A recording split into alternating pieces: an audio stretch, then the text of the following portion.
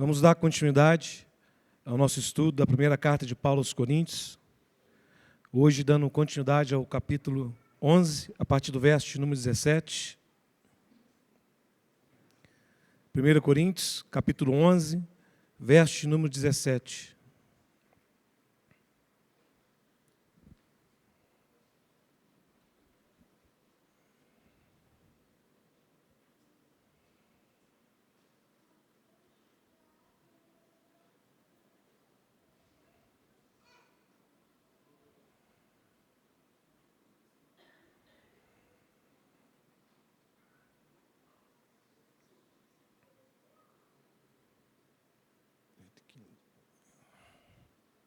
Amém?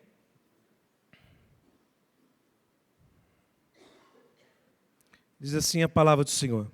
1 Coríntios, capítulo 11, a partir do verso de número 17.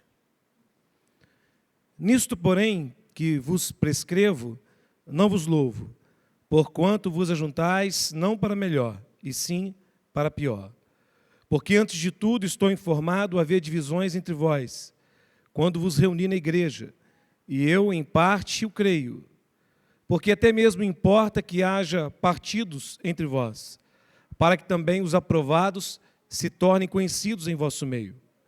Quando, pois, vos reuni no mesmo lugar, não é a ceia do Senhor que comeis, porque, ao comerdes, cada um toma antecipadamente a sua própria ceia, e há quem tenha fome, ao passo que há também quem se embriague. Não tendes, porventura, casas onde comer e beber? Ou menosprezais a igreja de Deus, e envergonhais os que nada têm?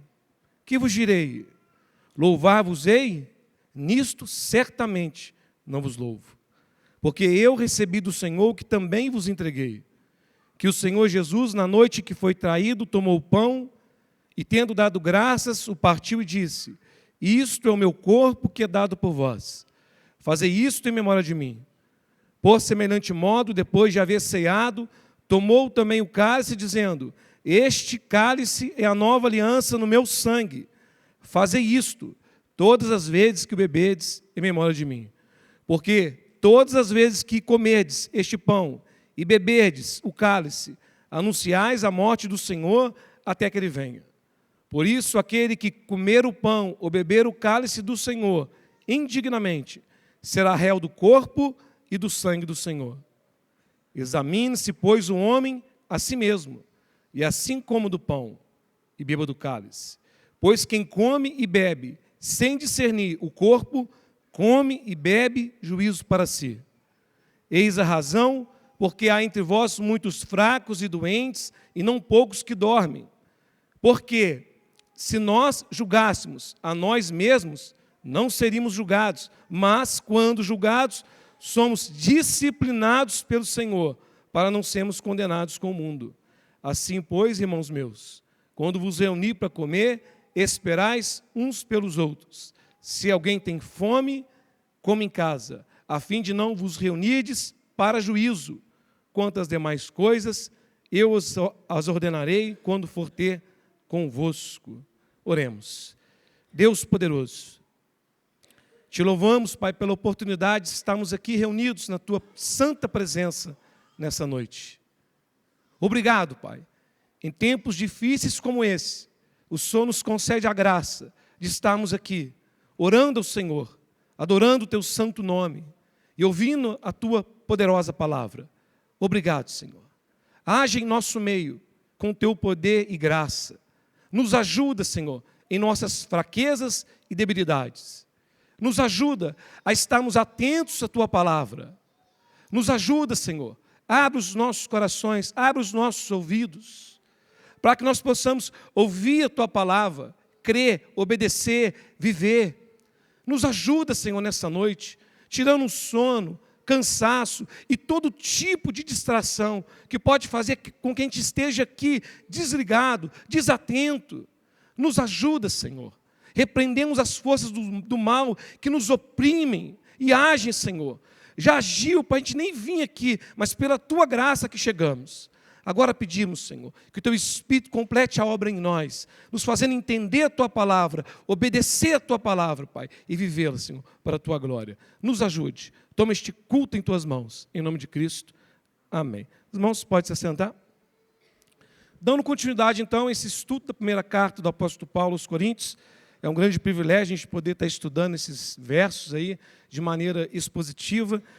No último estudo, o pastor Lucas trouxe uma exposição dos versos 1 a 17, onde ele tratou sobre autoridade e submissão na questão do culto. E agora o apóstolo Paulo aqui ele vai tratar sobre assuntos referentes à ceia. Ele ficou sabendo de alguns problemas na igreja de Corinto quanto à questão da ceia, e ele vai exortar os irmãos. A ceia, ela é uma das ordenanças, a gente crê que há duas ordenanças, que é o batismo e a ceia. Nós lemos aqui esse texto de 1 Coríntios, que pelo menos uma vez por mês a gente lê esse texto na igreja, mas ele é um dos 4 textos que falam sobre a ceia, os outros 3 estão nos evangelhos sinóticos. E o apóstolo Paulo, como eu disse, ele vai descrever um problema que houve na igreja, aqui dos versos 17 a 22, depois ele vai estabelecer um princípio teológico, dos versos 23 a 32, e depois ele vai trazer algumas orientações de como se proceder nessa festa ágape. Festa ágape. Essa festa ágape é algo estranho para a gente, porque é algo que não tem mais. Os irmãos, quando se reuniam, havia ali uma festa, onde havia uma ceia, os irmãos traziam alimentos, e os irmãos ricos traziam os alimentos melhores, os pobres traziam o alimento mais simples. É como se fosse, quando eu era jovem, tinha um negócio chamado festa americana, né? Cada um trazia alguma coisa, um pouco de comida, depois os irmãos se reuniam e comiam juntos. Essa era a festa ágape.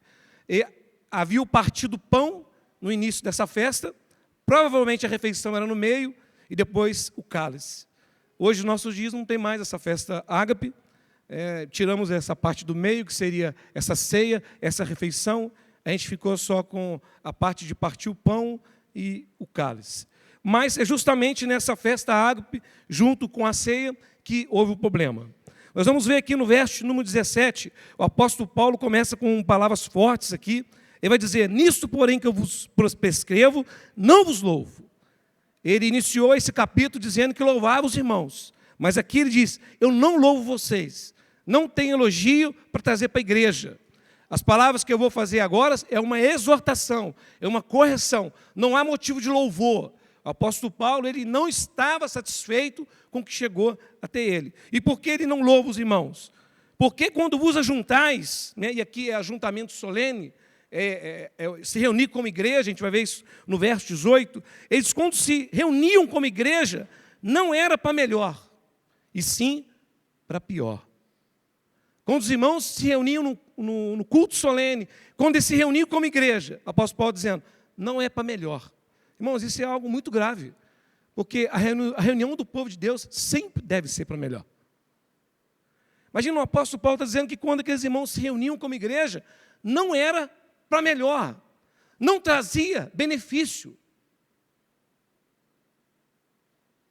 E além de não trazer benefício, ele vai falar algo pior, que era para pior ainda. O fruto daquele ajuntamento era algo ruim. Há uma maneira de se reunir como igreja que não traz fruto nenhum bom. E pelo contrário, traz fruto ruim. Porque eles se reuniram como igreja da maneira errada. Não da maneira que o apóstolo Paulo tinha ensinado.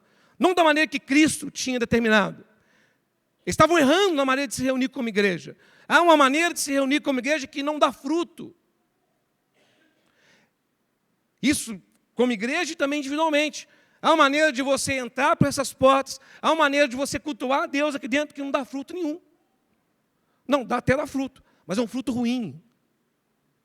Há uma maneira de se assentar aí na igreja como membro, que além de não trazer fruto bom, traz ruim. Isso é muito sério. Se a igreja não procede como o Senhor determinou que ela deve proceder, ela se reúne para pior. E isso, irmãos, é algo alarmante. Quantas igrejas no dia de hoje se reúnem para pior? Se reúnem semana após semana e para pior. Porque eles desprezam a maneira que a igreja deve se reunir. Então o apóstolo Paulo está dizendo que esses irmãos, eles se ajuntam não para melhor, e sim para pior. E ele vai dizer por quê. Por que o juntamento desses irmãos era para pior? Ele vai dizer no verso 18, porque antes de tudo estou informado, haver divisões entre vós. A questão das divisões. O apóstolo Paulo vai continuar exortando questões das divisões. Porque antes de tudo estou informado que há divisões, há um rasgão, há dissensão entre vós, quando vos reunir como igreja, como vos reunir na igreja. E eu, em parte, creio, ou seja, eu sei que não são todos que estão participando disso, então eu sei que é verdade. Então, o problema porque Paulo não louva aquela igreja, o problema porque aquela igreja se reúne para pior, é porque havia divisão, dissensão. E até aqui a gente já tem visto vários motivos porque aqueles irmãos se dividiam. Se dividiam em torno de líderes, eu sou de Paulo, sou de Apolo. Se dividiam quanto à sua cultura, uns eram gregos, outros eram judeus. Se dividiam por diversas questões. Uns eram pobres, outros eram ricos, uns eram sábios, uns eram tolos. Várias coisas que faziam com que aqueles irmãos se dividissem. E porque estavam divididos, a reunião deles não era para melhor. A reunião era para pior.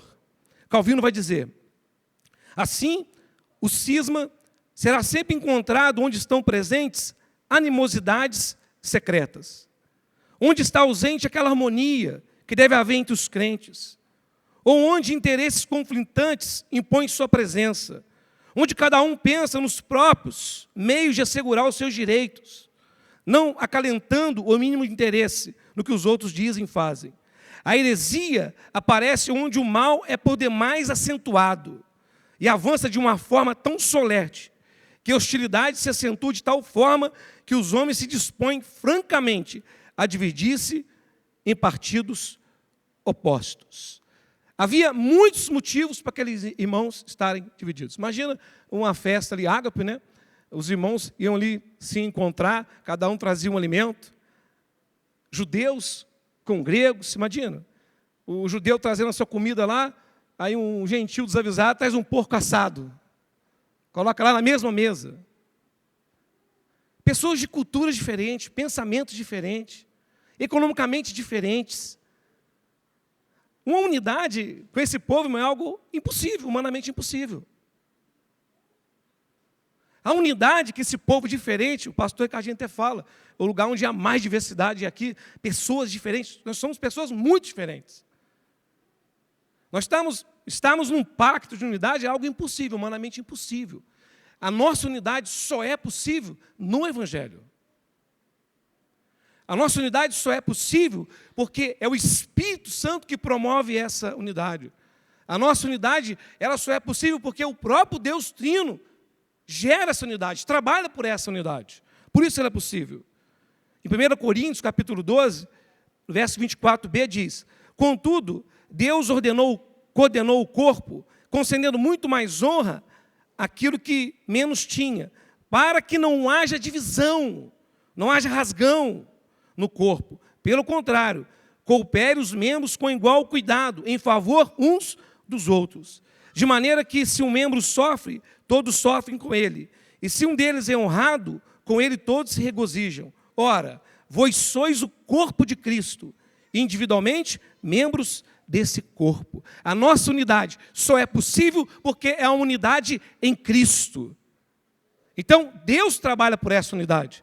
O Espírito Santo trabalha por essa unidade. É nessa direção que Deus nos chama. Nós também devemos trabalhar por essa unidade. Nós também devemos nos preocupar com essa unidade. Nós devemos ter zelo para que nossas atitudes não prejudiquem essa unidade. Devemos ser zelosos por essa unidade. Por isso a exortação do apóstolo Paulo. Em Efésios capítulo 4, verso 1 diz, rogo-vos, pois eu, prisioneiro no Senhor, que andeis de modo digno da vocação que fostes chamados, com toda humildade e mansidão, com longanimidade, suportando-vos uns aos outros, esforçando-vos diligentemente por preservar a unidade do Espírito no vínculo da paz. Há somente um corpo, um espírito, como também foste chamados numa só esperança da vossa vocação. Há um só Senhor, uma só fé, um só batismo, um só Deus, Pai de todos, que é sobre todos e por meio de todos. Está em todos. Unidade. Devemos nos dedicar, sermos zelosos, trabalhar, abrir mão dos nossos direitos em favor dessa unidade, em favor do bem do nosso irmão, trabalhando uns pelos outros, mas sempre lembrando que é uma unidade no Evangelho. Não é a unidade a custo da verdade. Não é uma unidade que sacrifica o Evangelho. É no Evangelho. O apóstolo Paulo, no verso 19, ele vai falar algo que parece até uma contradição do que ele está dizendo.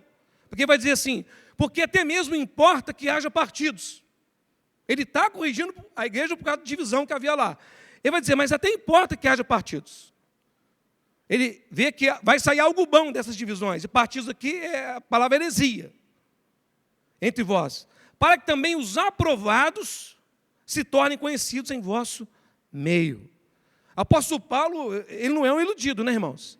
Ele sabe que a igreja está no mundo. Enquanto a igreja estiver no mundo, ela vai combater os hereges, os falsos ensinos, os enganos vão estar sempre forçando a porta para entrar. Nós vamos ter que lutar contra isso todos os dias, até o final dos tempos. E o engano vem de tudo quanto é forma. Satanás tenta inserir o engano na igreja através de irmãos sérios, mais desavisados, através do joio, semeando joio aqui dentro. Então a igreja vai ter que lutar contra isso todos os dias. Sempre vai ter ameaças de heresia aqui dentro, de engano, falso ensino. Ah, mas em prol então da unidade, vamos aceitar, não vamos desanimar o irmão, não vamos chamar a atenção do irmão. Está um grupo ali se reunindo em torno de um falso ensino, mas sem chamar a atenção vai embora 2, 3 famílias. Então vamos deixar, né, para que haja unidade. Não, irmão, é a unidade no Evangelho. Porque se não há Evangelho, não há unidade. Não o que a Bíblia diz. Então o apóstolo Paulo está dizendo, haverá partido entre vós. Até importa que haja, para que também os aprovados se tornem conhecidos em vosso meio. Eu, por mim, ficaria só falando desses aprovados aqui. O texto aqui, essa palavra é dokimos, no grego. E essa palavra, irmãos, eu estive fazendo um curso, né, num curso teológico, de um lugar reformado, e, infelizmente, os professores, eles vieram com um ensino meio contraditório a uma fé reformada, uma fé séria. Era um ensino liberal. E eu sei que muitos daqueles alunos que estavam ali eram alunos reformados, alunos sérios, que não suportam o engano, mas, de repente, começou aquele ensino esquisito e começou aquela espiral do silêncio, todo mundo aceitando meio aquilo lá. E aí, nesse momento, eu tinha lido esse texto, que eu sabia que eu ia pregar, né? E eu vi essa palavra dokimos. Don Timahous, ele fala sobre essa palavra. No mundo antigo, não havia sistema bancário como nós conhecemos hoje, e nem dinheiro em papel. Todo o dinheiro era feito de metal, aquecido até tornar-se líquido, despejando em moldes e deixando para esfriar. Quando as moedas estavam frias, era necessário polir os cantos regulares. As moedas eram comparativamente brandas e, é claro, muitas pessoas cortavam pequenas fatias do metal. Em um século, mais de 80 leis foram promulgadas em Atenas para proibir a prática de cortar as moedas que estavam em circulação. Então, era por que eles cortavam? Pegar o metal e derreter e ter lucro. Aí vendia aquela moeda mais leve. No entanto, algumas das pessoas que cambiavam dinheiro,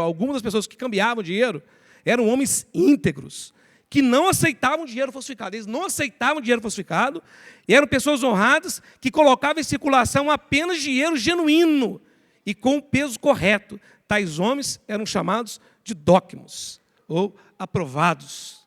Não aceitava dinheiro falsificado e também não cambiava dinheiro falsificado. Eles já eram conhecidos assim.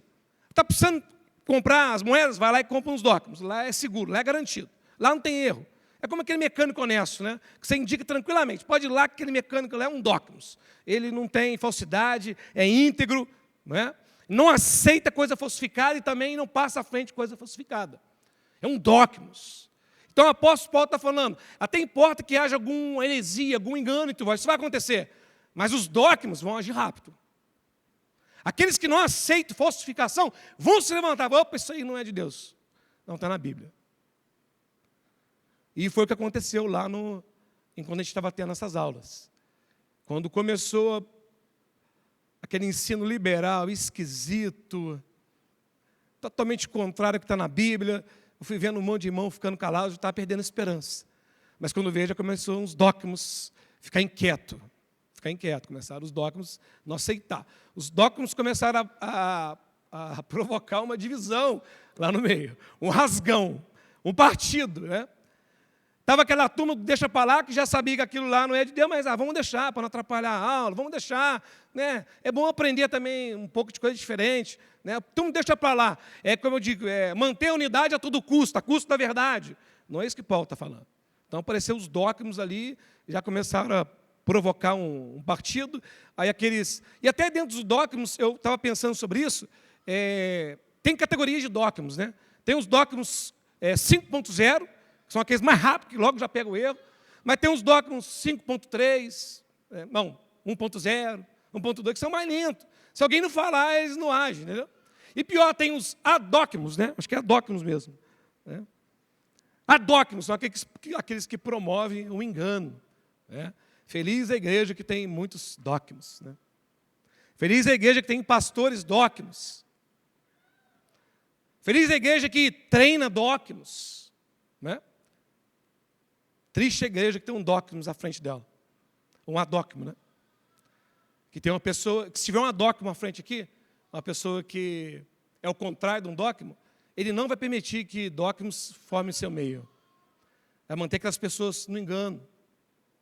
Eu já estive em igreja que você começa a mostrar que algo está errado, vai mostrar provocando partido, provocando divisão. Eles querem essa unidade a custo da verdade, mas não é. Que muitos nós sejamos dóquimos. Aí você pergunta, irmão, como que eu faço para me tornar um dóquimo? Faz curso de teologia, vem na escola bíblica dominical, vem em todos os ensinos na quinta-feira, comece a estudar. Olha o que diz Hebreus capítulo 5. A esse respeito tem muitas coisas a dizer e difícil de explicar, porquanto vos tornaste tardios para ouvir. Pois com efeito, quando já devia ser mestre, atendendo o tempo decorrido, tendes novamente necessidade que alguém vos ensine, de novo, quais são os princípios elementares dos oráculos de Deus. Assim vos tornaste como necessidade de leite, e não alimento sólido. Ora, todo aquele que se alimenta de leite é inexperiente na palavra da justiça, porque é como criança. Mas o alimento sólido é para os adultos, para aqueles que, pela prática, têm suas faculdades exercitadas, pela prática, para discernir não somente o bem, mas também o mal. Se queremos ser um obreiro aprovado, nós temos que nos dedicar, aproveitar bem os meios da graça, para que a gente possa discernir o que é certo e o que é errado. E que os dogmas sempre se tornem conhecidos em nosso meio. O apóstolo Paulo vai agir como um dogma aqui, porque ele viu que havia um erro ali, e vai corrigir a igreja.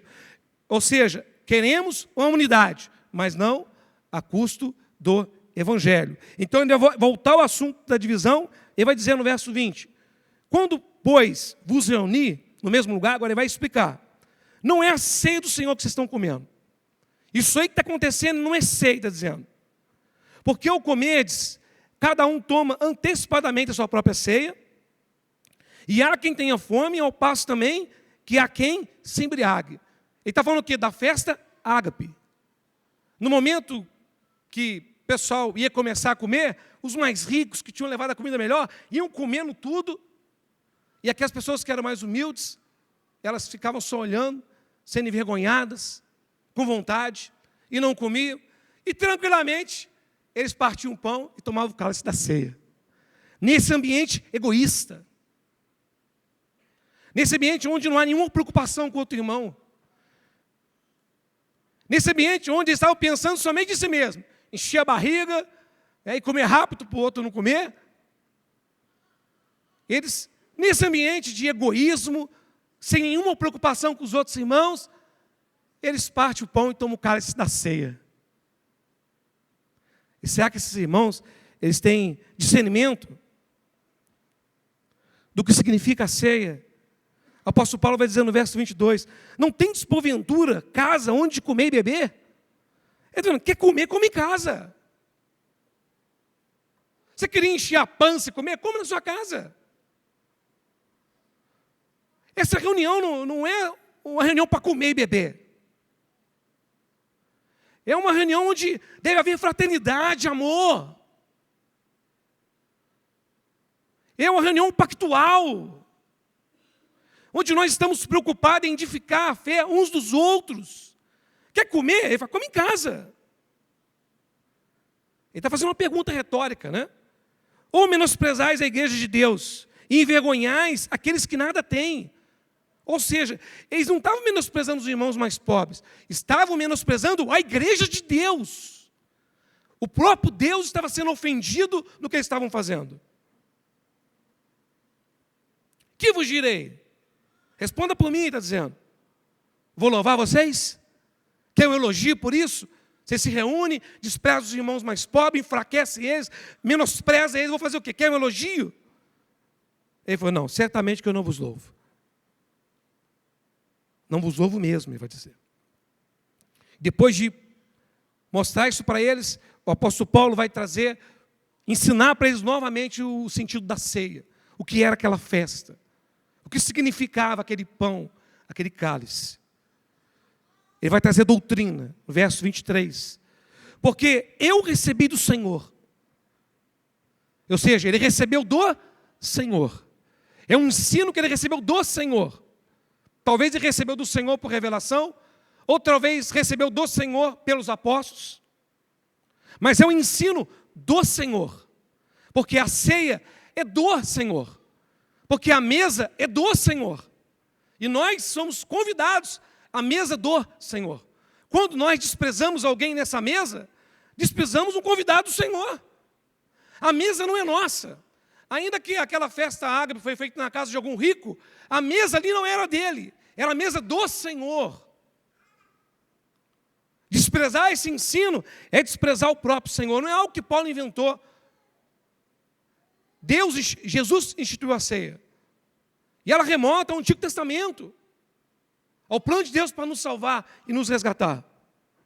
Porque eu recebi do Senhor o que também vos entreguei.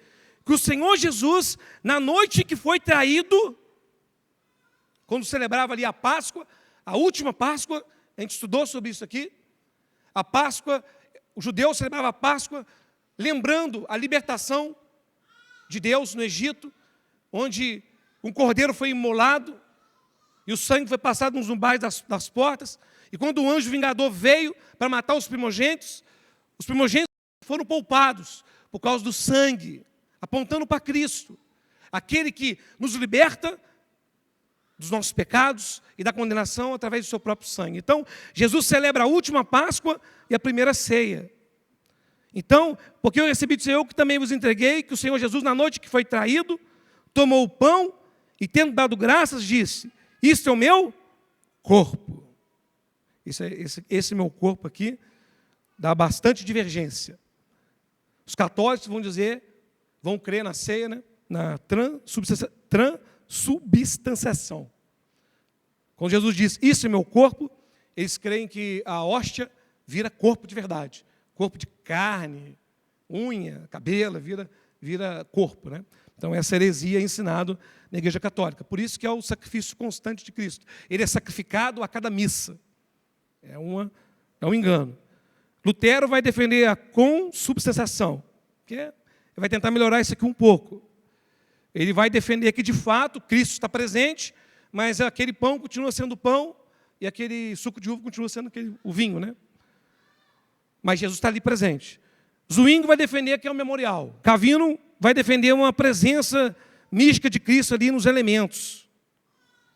Sobre a ceia, no nosso regimento interno está escrito, a ceia do Senhor Jesus foi instituída por Ele, na mesma noite que foi traído, para ser observada nas igrejas até o fim do mundo, a fim de lembrar perpetuamente e ser um testemunho do sacrifício de sua morte.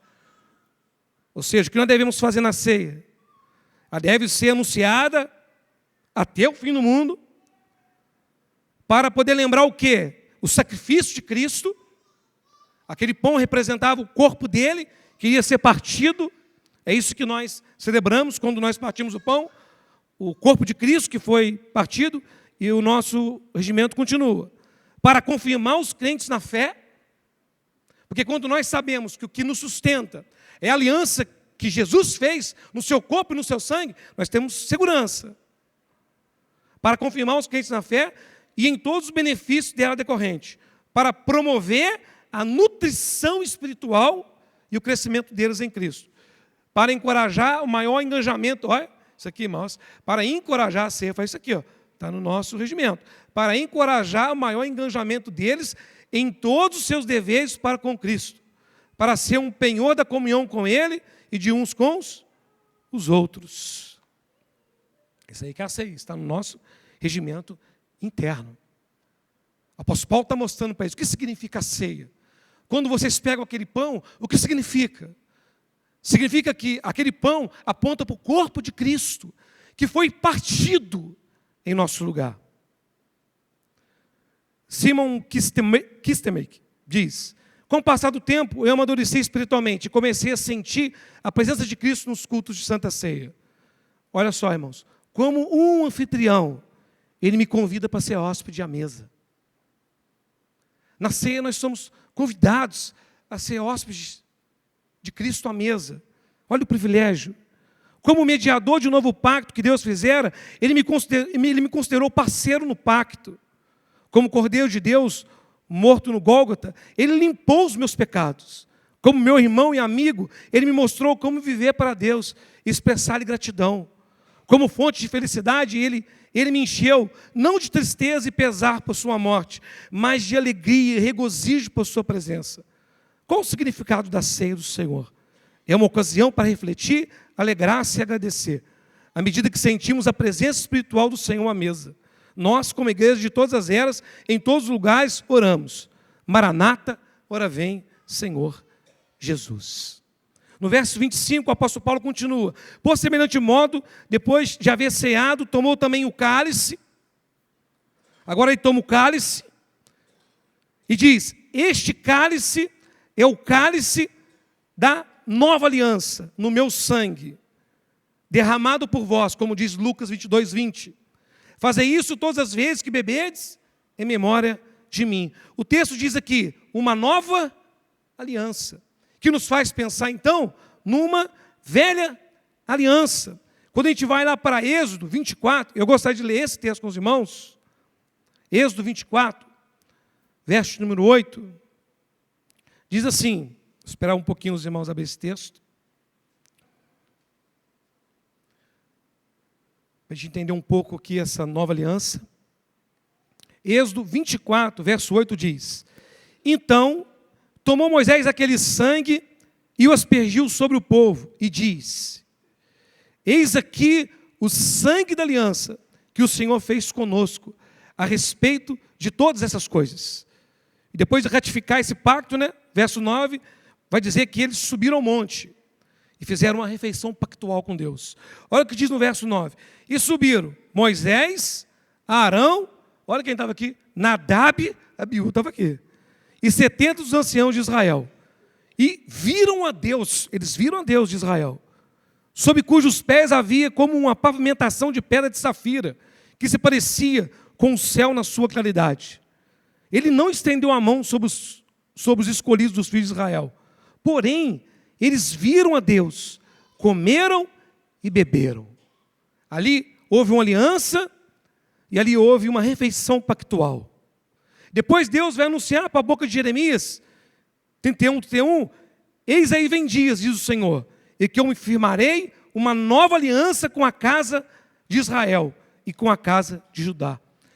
Essa aliança foi cumprida com Cristo, quando o seu sangue foi derramado. Essa é a nova aliança. Na antiga aliança foi aspergido o sangue de um animal, mas nessa nova aliança é aspergido o sangue do próprio Cristo. O sangue de Cristo derramado em nosso lugar. E isso numa refeição pactual. Quando nós celebramos a ceia, nós estamos nessa mesa onde nós celebramos esse pacto que foi feito no sangue de Cristo. Por isso, no verso 1 Coríntios 11, 25, vai dizer: fazei isso todas as vezes que bebedes em memória de mim. Repita isso, porque todas as vezes que comer e bebedes esse cálice, anunciais a morte do Senhor até que Ele venha. O que é anunciar a morte do Senhor? Anunciar o que Ele fez por nós, irmãos. Anunciar a grandeza do que Ele fez por nós, quando Ele se deu em nosso lugar, quando o seu corpo foi partido, o seu sangue foi derramado.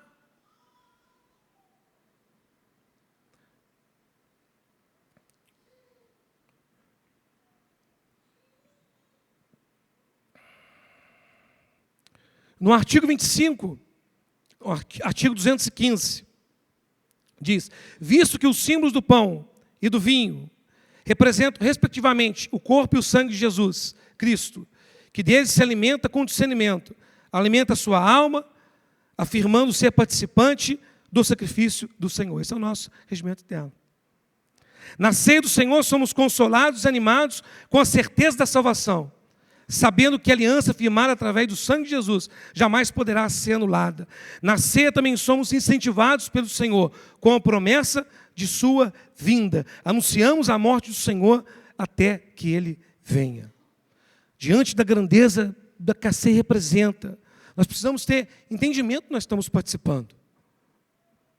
Por isso que o apóstolo Paulo, no verso 27, vai dizer: por isso, aquele que comeu o pão, participar da ceia, que representa essa aliança, aquele que participar dessa mesa, e beber o cálice do Senhor indignamente, de maneira inapropriada, desinteressado, indiferente, será réu do corpo e do sangue do Senhor. Indignamente significa participar dos elementos sem observar a santidade de Cristo, sem arrependimento, atitude incompatível com o Evangelho, desprezando os irmãos, sem gratidão, tratando a ceia como coisa comum, somente como uma festa, sem reverência, como um mero ritual.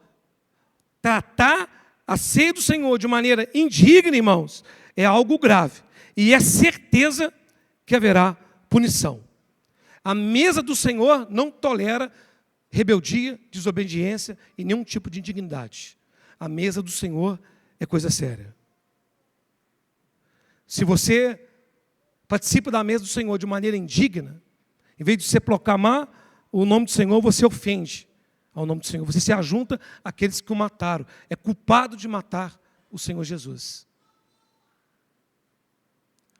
Já viu quando você entra no culto de má vontade, ora de má vontade, louva de má vontade, ouve a pregação de má vontade, participa da ceia com pressa, você acha que isso vai te trazer algum benefício? É isso que Paulo está falando. É isso que é participar da ceia indignamente. Estar aqui ouvindo a palavra de má vontade, com a mente desligada, é participar de um culto indignamente. Tudo aqui é muito santo, tudo aqui é muito sério. Quando rejeitamos o que é feito aqui, não rejeitamos homens, rejeitamos o próprio Deus. Quando a gente despreza, trata como algo comum, pega naquele pão de qualquer jeito, sem arrependimento, sem ponderar sobre o que aquilo significa, irmãos. É a mesa do Senhor que estamos ofendendo. E a mesa do Senhor, ela não tolera ofensa. É por isso que o apóstolo Paulo diz: vocês estão se reunindo para pior. Irmãos, muitas vezes nós entramos num culto e que era para ser para melhor, para nós vai ser para pior. É fato, irmãos, nós somos frágeis e fracos e muitas vezes a gente nem quer se levantar da cama para vir na igreja.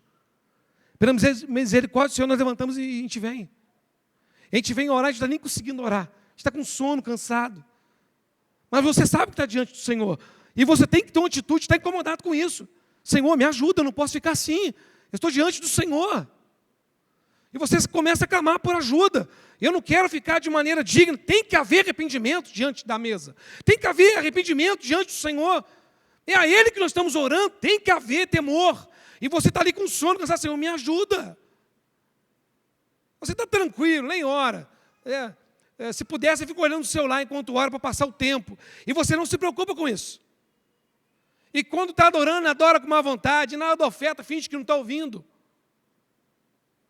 E quando ouve a pregação também, entra no ouvido e sai no outro. Não guarda nada que foi falado. Nem luta contra o sono, irmão. Ninguém, se você está sentado, está com sono, levanta. Fica em pé. Mas luta, porque é a palavra do Senhor. É o Senhor que está falando conosco.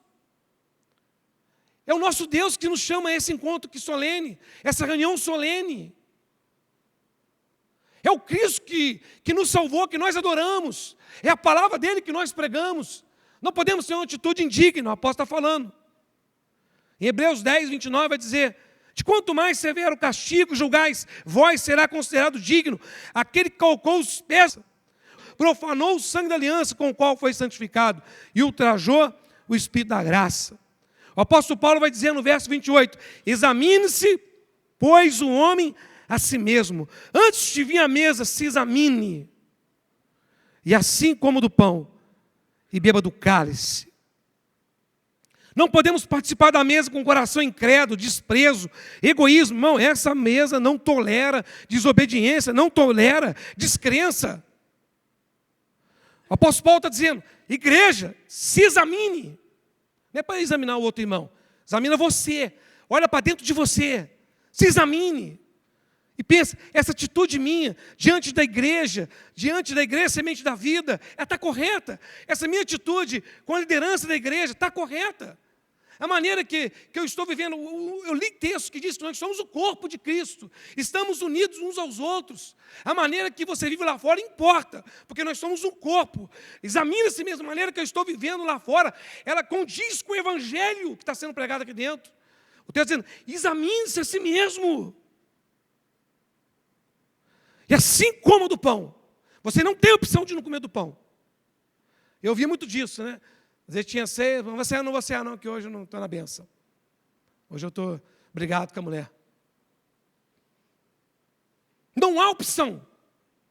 Examine-se, se arrependa e coma do pão. A não ser que você não seja batizado, né? Esteja disciplinado. A igreja, para te ajudar, às vezes tem que disciplinar, tem que te afastar da mesa.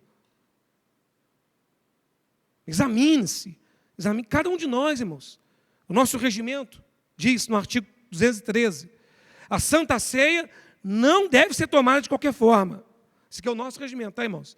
Todos já leram o regimento da igreja? Eu estou lendo bastante. Concílio, né? A Santa Ceia não deve ser tomada de qualquer forma. A Bíblia nos orienta a examinarmos o nosso coração antes de participar.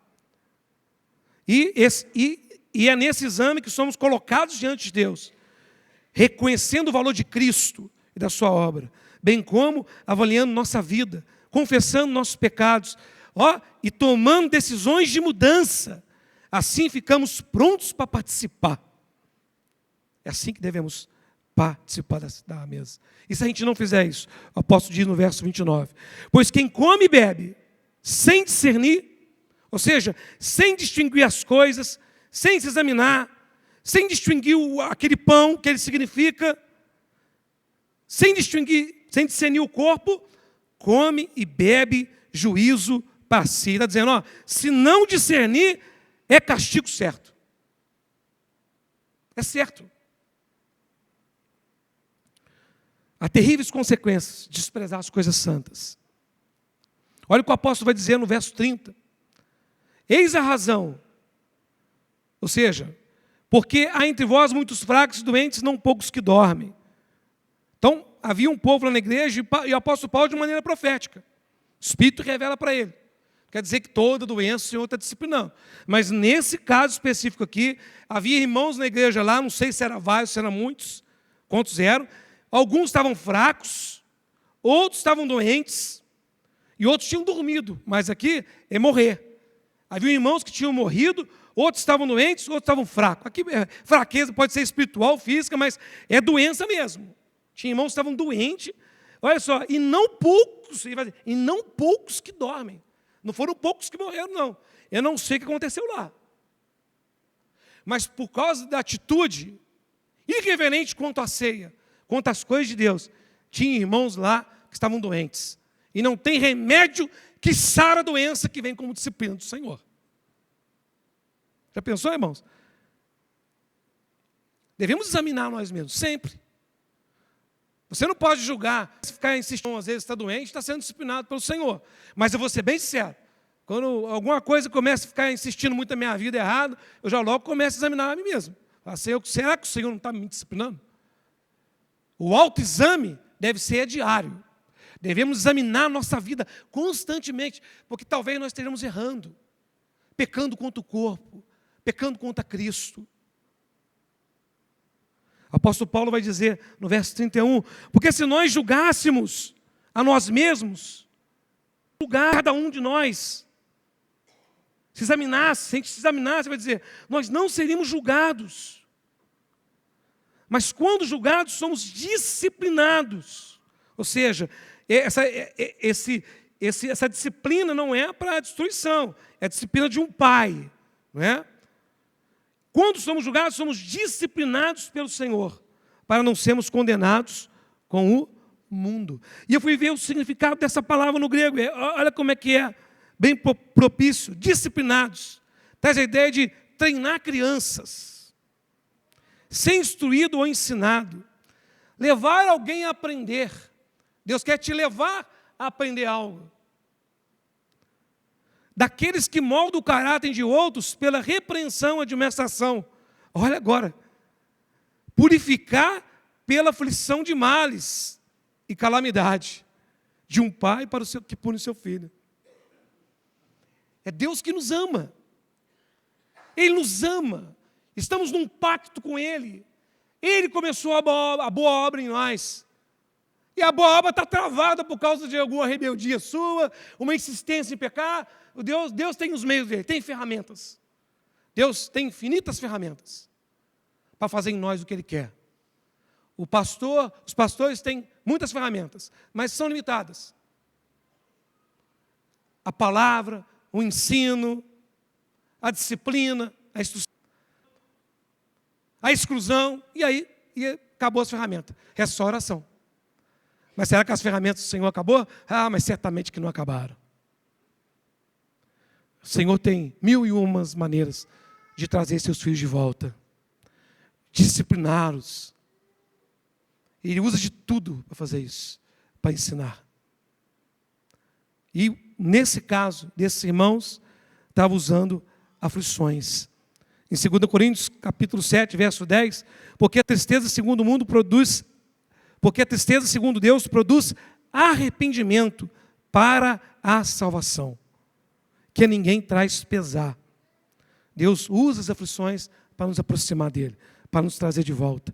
É prova de amor. Deus prova o seu amor. Quando alguém está sendo disciplinado pelo Senhor, você devia se alegrar, porque você é filho.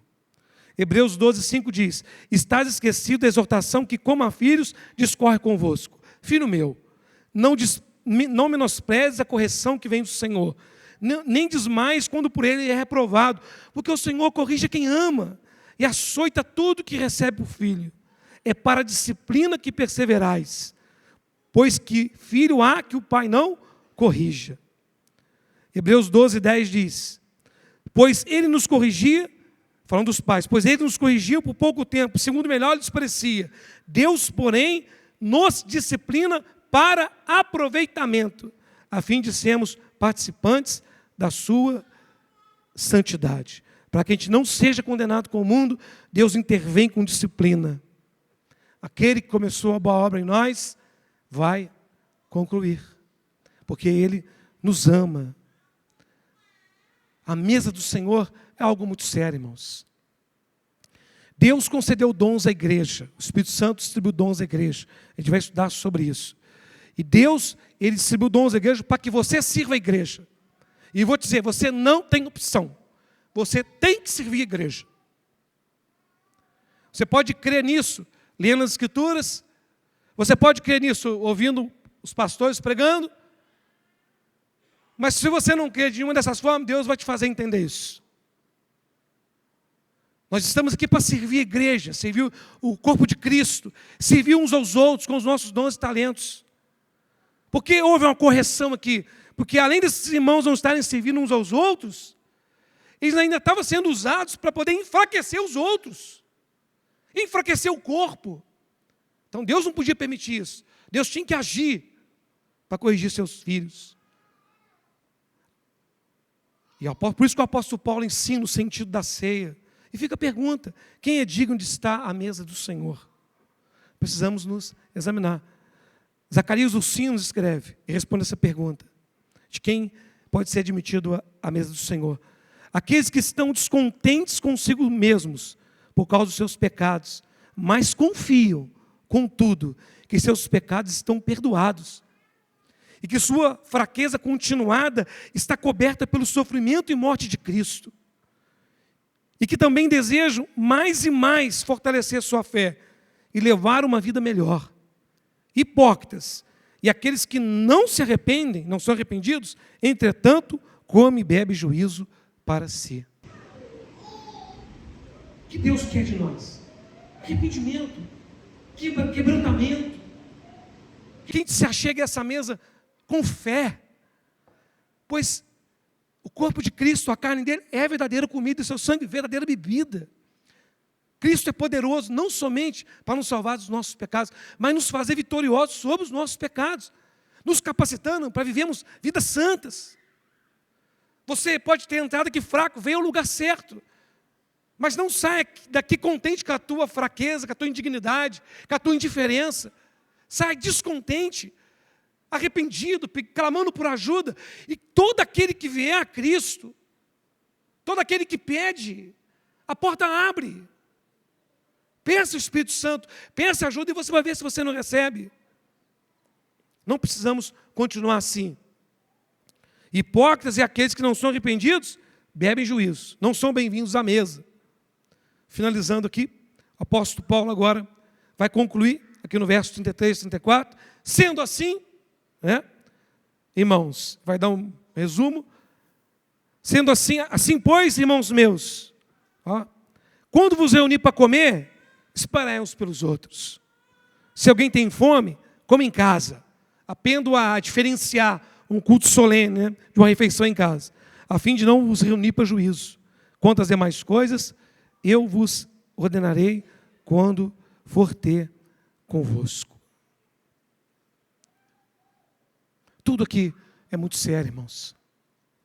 Não é um lugar comum. Esse lugar não é um lugar comum. Tudo que a gente faz aqui é muito sério. Porque fazemos diante de um Deus onipresente, onipotente, que conhece as profundezas do nosso coração. E Ele viu coisas que o pastor não viu, que ninguém aqui viu. Ele sabe de coisas que ninguém sabe, às vezes nem teu marido, nem a tua esposa. Ele sabe, Ele viu. Estamos aqui diante da mensagem, da pregação do Evangelho, diante dessa mesa, diante desse Cristo que foi morto em nosso lugar para nos salvar. Nós estamos nessa mesa, diante desse sangue que foi derramado em nosso lugar. Vamos agir de que forma? Arrependimento, fé, ou vamos agir com indignidade, incredulidade e rebeldia? Certamente, eu creio que cada irmão aqui vai agir com arrependimento e fé, e vai ser o desejo do seu coração, ser um dogmas, 5.0, que não só vai promover, não só vai rejeitar toda a verdade, como vai rejeitar toda a mentira, como também vai lutar contra todo engano e promover a verdade na igreja. Amém, irmãos? Vamos orar. Convido a igreja a ficar de pé. Deus, obrigado por essa noite junto com os meus irmãos. Eu te agradeço, Pai, pela palavra que o Senhor traz a nós. E nós juntos aqui nessa noite, Pai, pedimos perdão pelos nossos pecados, pelas nossas falhas. Pedimos perdão pela nossa indignidade, indiferença, diante dos cultos, das pregações, todos os meios da graça que o Senhor nos concede, diante do chamado para servir, diante do chamado ao arrependimento, diante, Pai, das conversações tolas, que promovem às vezes divisão, enfraquecimento. Nós te pedimos perdão, Senhor. E te agradecemos por essa mesa, onde nós encontramos perdão, reconciliação, onde nós encontramos um Cristo que nos ama, um Pai que nos perdoa, onde nós encontramos ajuda para sermos pessoas melhores. Nos ajuda, Senhor, a vivermos vidas dignas dessa mesa, vidas dignas desse pacto, que cada um de nós entenda que somos essa comunidade pactual, unidas com Deus através do sangue de Cristo, através do corpo de Cristo. Nos ajuda, Pai. Obrigado por essa palavra, obrigado porque o Senhor nos ama, obrigado porque o Senhor nos corrige, nos disciplina, obrigado porque o Senhor não deixa que a gente se perca de maneira definitiva, mas venha até nós com teu amor. Nós te louvamos e te agradecemos. Em nome de Cristo. Amém.